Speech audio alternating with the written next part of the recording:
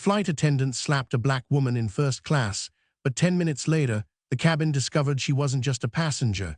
She was the CEO who owned the very jet they were flying. "Excuse me, ma'am, this isn't the charity line. First class is for people who actually paid for it." Janelle Williams' voice sliced through the cold white light of the cabin as if it had been honed on stainless steel. She stood over seat 2A with a smile that wasn't a smile, the kind that dares you to object. The passengers were already settled, coats folded, glasses poured, a hush of money and distance in the air. 10 minutes until takeoff glowed on the overhead screen, a quiet countdown no one noticed until everything else went quiet. The elegant black woman in 2A looked up from her tablet with eyes that did not flinch. Dr. Kesha Washington said nothing at first. She reached into her blazer with the unhurried precision of someone who has never had to rush, and before her fingers found the paper, Janelle snatched the boarding pass with theatrical suspicion and slapped it back against Kesha's chest. The sound cracked through first class like a starter pistol. Heads turned, mouths twitched. The businessman in 1C paused mid-sip, glass suspended. A couple in 1D traded that quick. Tight smile people share when they think someone else's problem is about to become entertainment. The young woman in 3B glanced up, then down, then up again, as if permission to care could be found in the carpet. Kesha adjusted her blazer. The metal edge of her watch caught the light and threw it back, a brief flare that drifted across the ceiling like a signal flare no one wanted to acknowledge. She smoothed the folded boarding pass without looking at it. 10 minutes until takeoff. The screen said again, as if time were a second flight attendant no one could overrule. Have you ever been so underestimated that people could not see the power sitting right in front of them? Janelle leaned closer, the scent of coffee and cheap perfume mixed with authority worn like a costume. "Let's not play games today, honey. You and I both know this isn't your seat."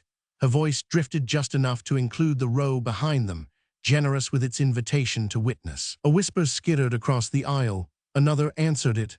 The hush of money and distance shifted into the hush of appetite. Kesha's breath stayed even. Her eyes did not plead. He did not reach for her phone like a shield, did not gather her things like an apology. She sat. That was the first problem for people who needed her to move. She sat with the stillness of someone who has known turbulence and learned it is not permanent. Janelle feigned careful study of the pass, held it to the light, squinted, exhaled a short laugh that was not really a laugh at all. Sure, first class. Did you make this at home?" The question hung there, stupid and heavy. The businessman in 1C scratched his cheek with a finger pointed like a camera lens. The older woman in 1D leaned sideways toward her husband and spoke into the gap between them the way people do when they want to be heard and also want to be innocent. "They always try this," she said, not naming who they were. In row 4C, a black man shifted forward, but the subtle shake of his wife's head held him back. A seatbelt made of history. Kesha slid the pass back onto her tray table, a neat rectangle centered in front of her. She did not push it toward Janelle. She did not push it away. She only aligned it with the seam of the table until paper and plastic agreed. The movement was so small it would have been nothing if the cabin were not already listening for anything. 10 minutes until takeoff burned softly overhead. The engines hummed their patient, waiting hum, a giant animal breathing beneath the floor. The silence stretched. Janelle filled it. "Security to gate 12, she said into her headset, eyes never leaving Kesha's face. Passenger refusing to move to her assigned seat. The words were clean and official, the kind you use when you want the story to arrive prepackaged. A couple phones rose like periscopes. A man farther back cleared his throat for no reason. The young woman in 3B looked directly at the boarding pass now, and something flickered across her features. Recognition or shame or courage trying to wake up. She did not speak, not yet. Kesha raised her chin a degree, the width of a breath, the kind of adjustment that measures a person's tolerance for noise. She touched the edge of her watch, not to flaunt it, but to center it beneath the light again, a compass needle finding north.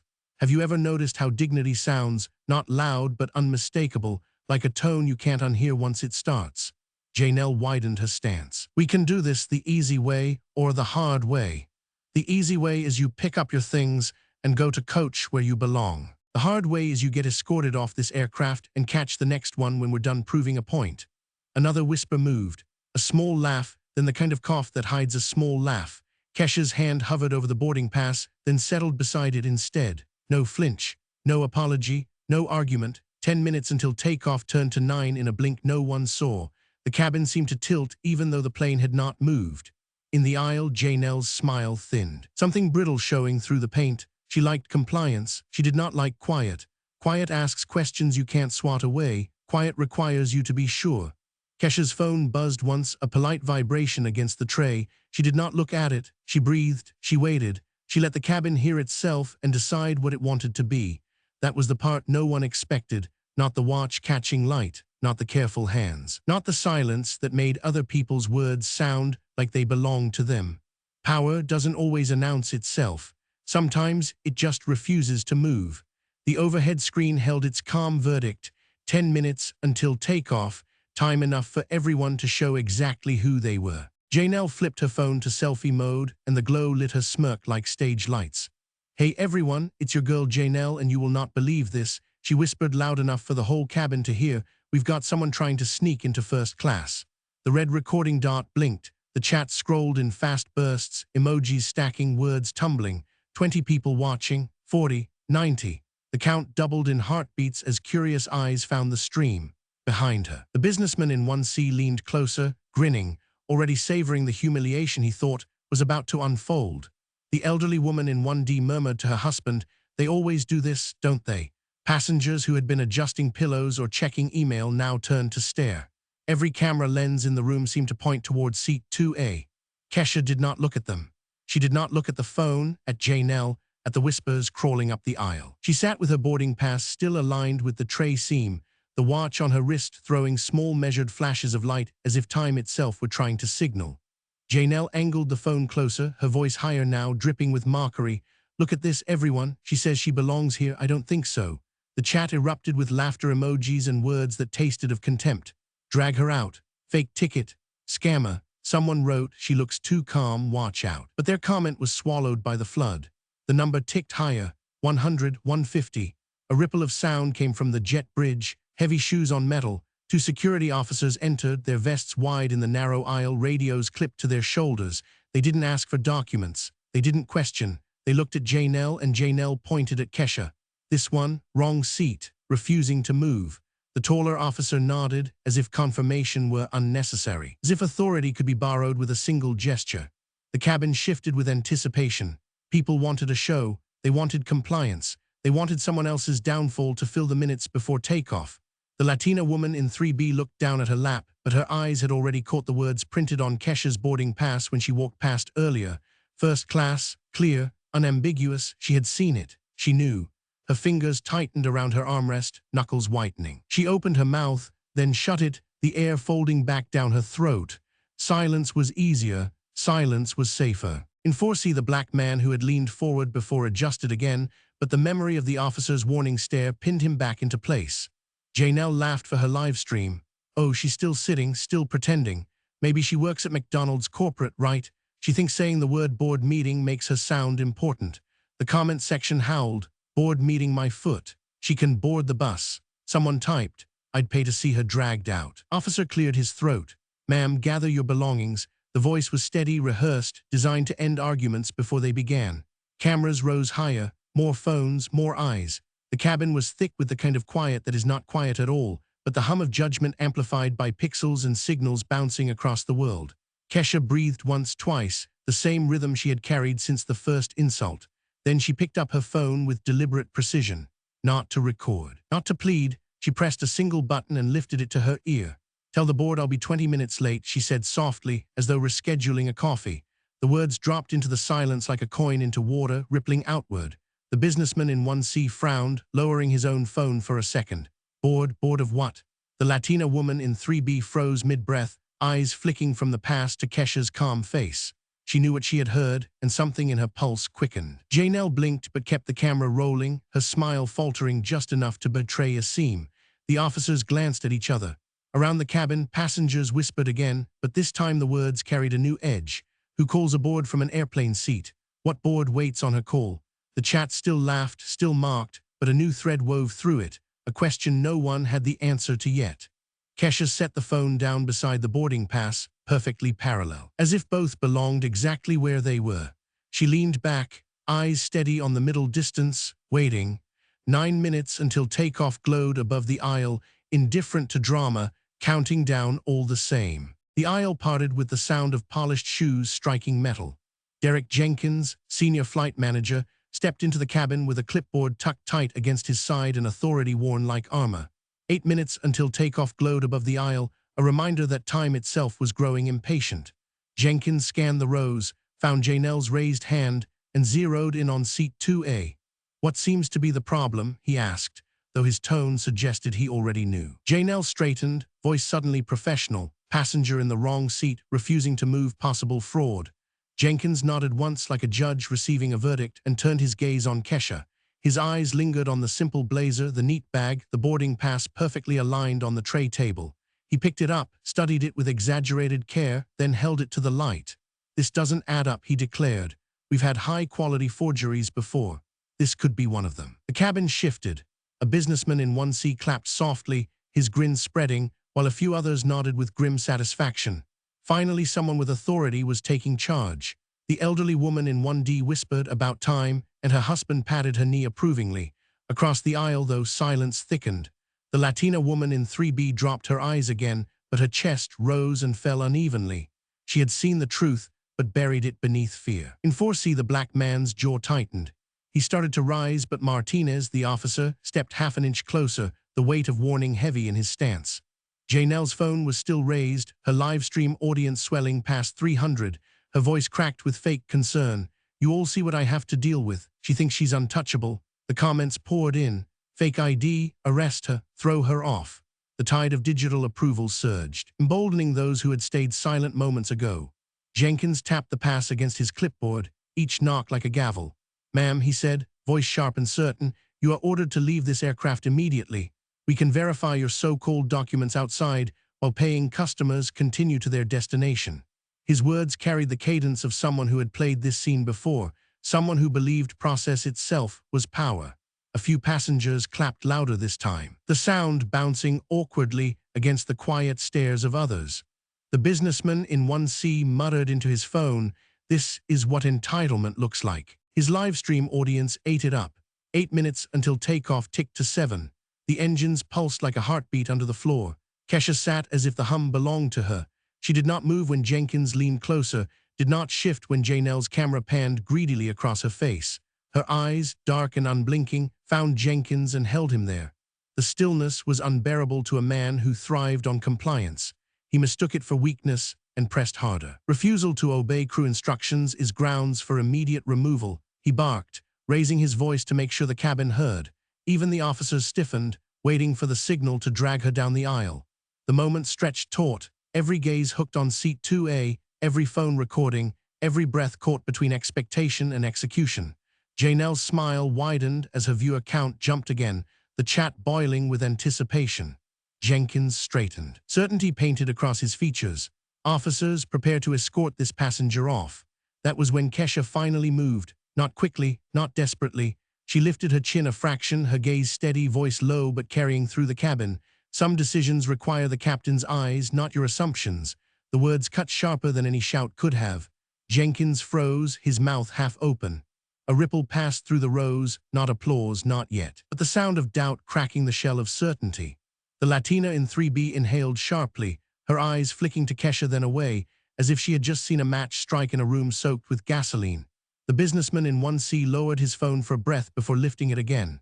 Janelle blinked, her smirk slipping, but she forced it back on, voice higher now. "She's just stalling, y'all. Don't fall for it."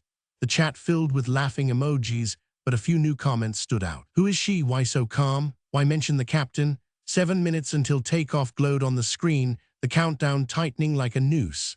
The cabin was no longer certain of its script. Jenkins clenched his clipboard, his authority suddenly fragile. And in that pause, that breath between demand and compliance, the balance of power shifted, almost imperceptibly, toward the woman who had not moved. 6 minutes until takeoff glowed above the aisle, numbers shrinking as if time itself wanted to see the outcome.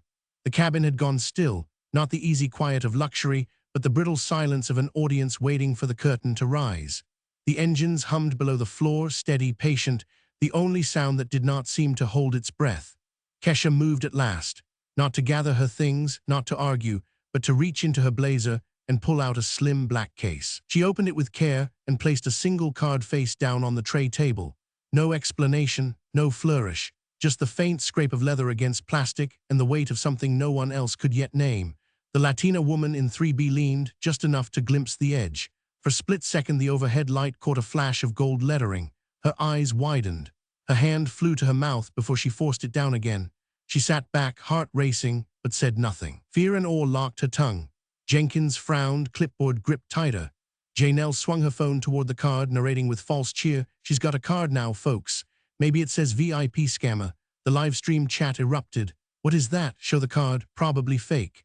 Others asked questions Janelle didn't read aloud. Why so calm? Why not afraid? Why place it face down?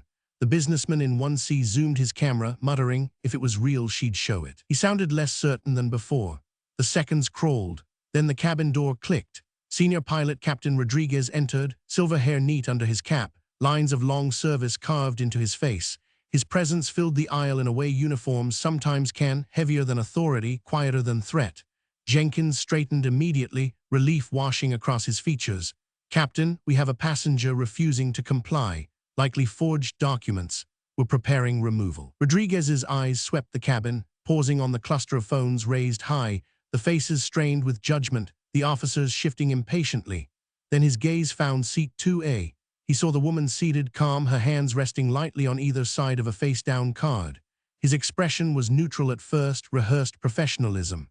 He stepped closer, bent slightly, and in that motion the card tilted, light catching the gold once more.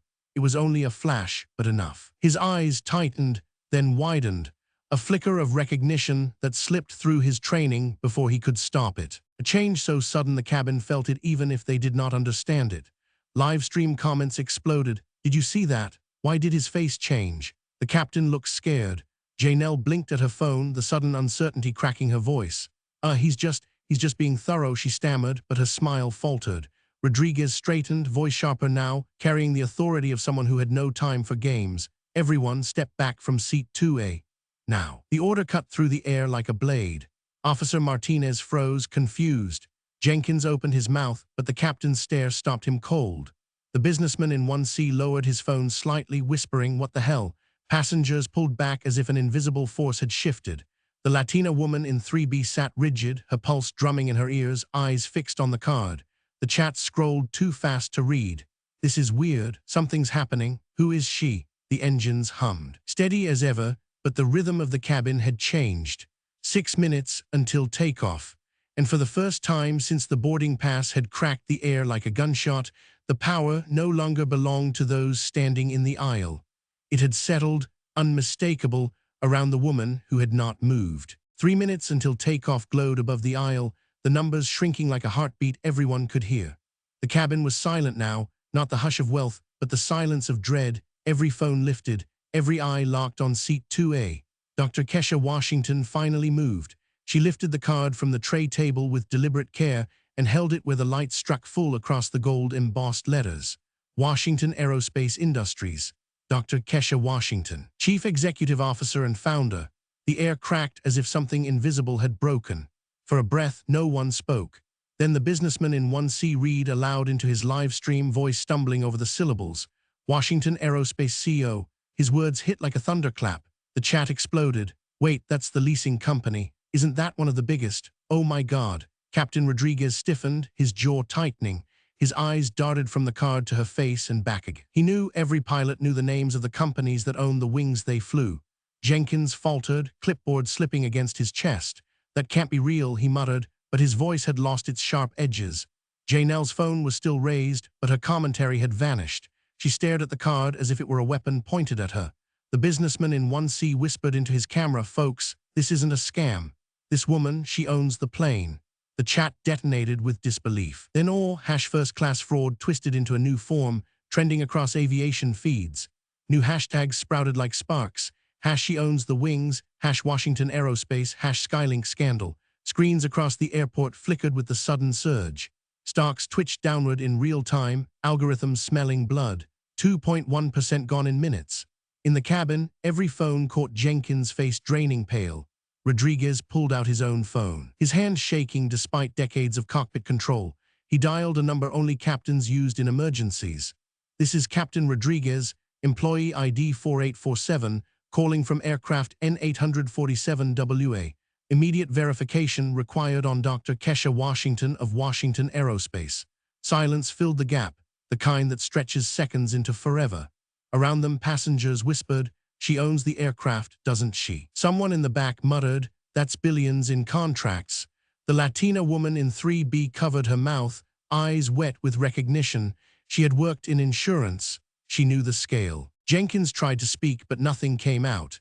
Janelle finally lowered her phone, her stream still running, the comments ripping her apart now. "Fraud? Are you kidding?" She slapped the CEO of the leasing company. "Oh my God, her career is over. 2 minutes until takeoff."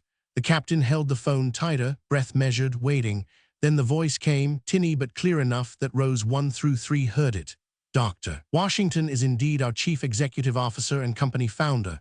She is currently scheduled for our board meeting in Atlanta. Is there a problem?" The words detonated in the cabin. Rodriguez closed his eyes briefly, the weight of his career pressing down. "No problem, sir. Just routine verification. Thank you." He hung up slowly, each movement deliberate. The businessman in 1C turned his phone on himself for a moment, whispering to his audience, "You heard it. This plane belongs to her. This is history." His voice trembled, not with fear but with awe. Jenkins staggered back half a step, his clipboard clattering softly against his leg. His authority dissolved in real time, recorded from every angle. Janelle's lips parted, but no sound came out. Her stream viewer count surged past 500, but now the comments tore at her. "You're finished. Fired on camera. Hope it was worth it." Officer Martinez shifted uncomfortably, his hand dropping from his radio. The first time he looked directly at Kesha and saw not a passenger, but the quiet center of gravity pulling the entire cabin into orbit. Kesha lowered the card, placed it gently back on the tray table, and folded her hands. Her voice was calm, measured, lethal in its certainty. "Captain, I believe you know who I am now. The question is, what will you do about it?" Every phone caught the words. Every viewer replayed them. Rodriguez swallowed hard, sweat beading at his temple. 3 minutes until takeoff ticked to 2, but no one cared about departure slots anymore. They cared about survival, career survival, corporate survival, reputational survival. The tide had turned. The woman they had tried to dismiss now held the cabin in the palm of her hand. And for the first time since the boarding pass slapped against her chest, the weight of judgment shifted not toward her, but toward those who had doubted. The silence that followed was not empty. It was filled with awe, with fear, with the knowledge that the game was over and they had lost. The cabin no longer felt like a cabin. It felt like a courtroom where every passenger was a witness, every phone a recording device, every whisper a transcript waiting to go viral. The live stream audience had ballooned into the hundreds of thousands, comments streaming so fast that words blurred into light. 3 minutes until takeoff had vanished. Time was irrelevant now. Careers and corporations were on trial. Captain Rodriguez's phone buzzed in his hand. The screen lit with a name that turned his face to stone. Regional Director Morrison. He answered, voice tight. "Morrison here, what's the situation?" Rodriguez hesitated, then forced the words out. "We have an incident involving a passenger, Dr. Kesha Washington." The silence on the other end lasted 5 full seconds. Then came the voice, sharp with disbelief. "Did you say Dr. Washington? The Kesha Washington?" The weight of the name settled over the cabin like a storm cloud. Passengers shifted, realizing they were inside history. "Yes, sir," Rodriguez said. "She's been subjected to accusations of fraud, refusal to comply, and attempted removal from an aircraft under her company's lease." The reaction from Morrison was immediate. "Jesus Christ, put me on speaker." "Now," Rodriguez complied, holding the phone out. The director's voice filled the first-class cabin, trembling with the effort to sound composed. "Dr. Washington, on behalf of Skylink Airlines executive leadership, I offer our most profound apologies. This is completely unacceptable." Kesha did not smile. She did not soften. She reached calmly for her phone, swiped through a series of screens, and held it up for everyone to see. According to Section 12.4 of your own passenger service manual, crew members are required to verify documentation through official channels before making public accusations of fraud. Was that protocol followed today? Jenkins looked down at his clipboard as if it could shield him. It was obvious to everyone that nothing had been verified. Kesha's finger swiped again, revealing another screen. 6 months ago, Skylink updated its social media policy. It explicitly prohibits live streaming passenger interactions without consent. MS Williams has broadcast this incident to thousands in direct violation of company policy and federal privacy law. All eyes turned to Janelle. Her phone was still live, the red dot glaring, the viewer count climbing even as her career collapsed. She fumbled with it, trying to end the stream, but the cabin had already seen too much. "I was just doing my job," she said weakly. The words dropped like stones into water, pulling nothing up with them, every gaze fixed on her unblinking. The Latina in 3B shook her head. The black man in 4C whispered under his breath, "Unbelievable." Morrison's voice cut through, sharp now, stripped of pretense. "Williams, you are terminated effective immediately. Security will escort you from the aircraft." The finality landed like a gavel. Janelle's face drained of color. She tried to protest, but the officers stepped closer and she sank back into silence. The live stream comments exploded in real time. "She's fired. On camera. This is insane." Kesha remained calm, hands folded, eyes steady. "Director Morrison," she said, "this incident has already been witnessed by hundreds of thousands across multiple platforms. Hashtags are trending. Your stock value has dropped nearly 3% in the last 20 minutes. I suggest you prepare for systemic reform, not just individual discipline." Her phone buzzed again. She tapped, opened another case file, and placed a second card on the tray table. This one white, simpler, but with letters that carried weight like steel. Meridian Investment Group, Managing Partner, Transportation Sector. She looked at Rodriguez, then at Jenkins, then at the phone. "Washington Aerospace is not my only interest," she said softly. "Meridian holds a 12.7% equity stake in Skylink's parent company. I am not just your lessor. I am one of your owners." The words detonated like fuel in an engine. Passengers gasped aloud. The businessman in 1C dropped his phone for half a second before scrambling to hold it higher. The Latina in 3B covered her face with both hands. Even the elderly woman in 1D who had marked Kesha earlier sat rigid, her eyes wet with sudden clarity. Rodriguez stood frozen, his authority disintegrating. Jenkins clutched his clipboard as if it might keep him from falling. Morrison's voice cracked through the speaker, no longer trembling but utterly broken. "Dr. Washington, we had no idea." Clearly, Kesha replied, "But now you do." The live stream chat turned electric. "She owns the airline. She owns the plane. They tried to throw their boss's boss off her own jet. The humiliation was total, complete, irreversible." For the first time since the incident began, the cabin exhaled as one, not with relief, but with the recognition that power had shifted completely, that the hierarchy they thought they understood had been rewritten in a single moment.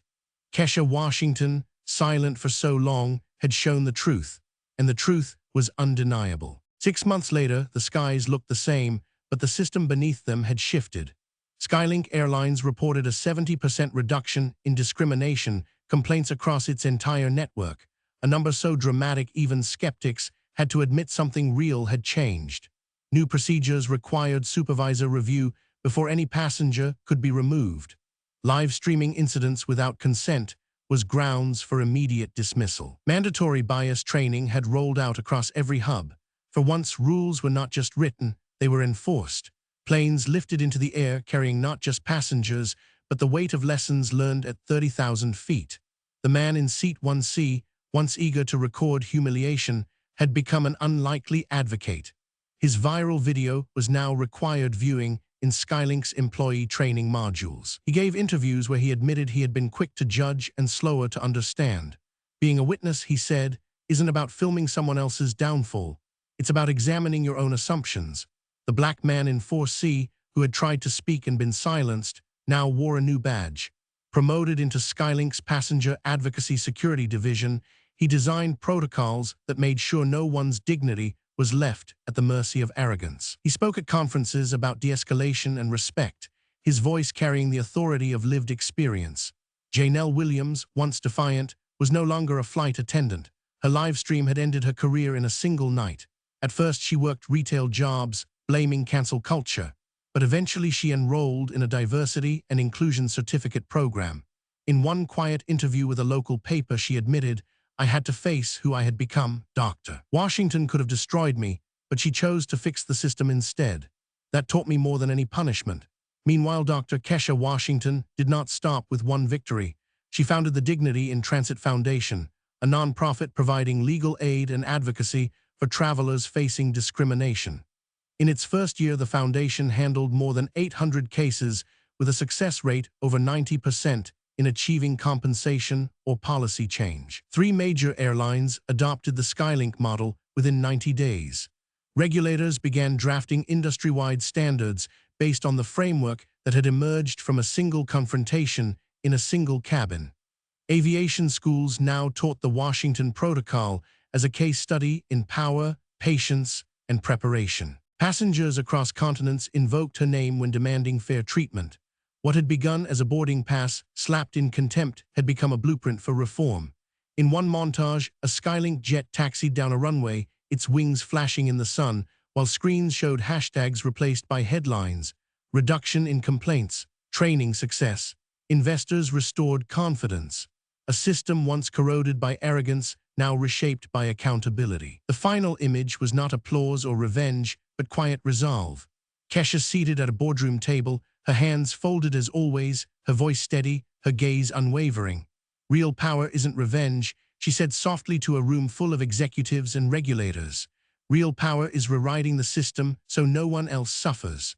The words echoed far beyond that room, far beyond the cabin where it all began. They became the legacy of a woman who never raised her voice, but raised the standard for everyone who followed. The plane lifted into the sky, carrying with it not just passengers, but the weight of a promise kept. If you enjoyed this story, let us know in the comments. And don't forget to like, share, and subscribe for more inspiring stories.